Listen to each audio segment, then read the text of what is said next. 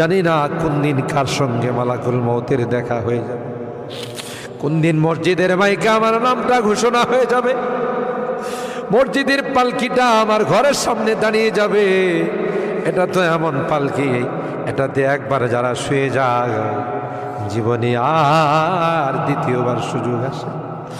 দুনিয়ার মানুষ নিষ্ঠুরের মতো আমাকে গোসল করাবে, আতর গোলাপ দিয়া সাজাবে,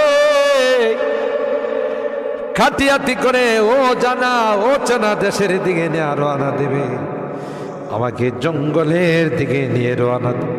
আমি চলে যাব, আর কোনো দিন আসবো না। আল্লাহ ওই মুহূর্তটা আসার পূর্বে নেককার বানাই দিও আল্লাহ, পরহেজগার বানাই দিও, কলমাওয়ালা বানায়া দুনিয়া থেকে নিও আল্লাহ। আমি যদিও গুনাহগার, মুসাফিরের দোয়া নাকি তোমার কাছে কবুল।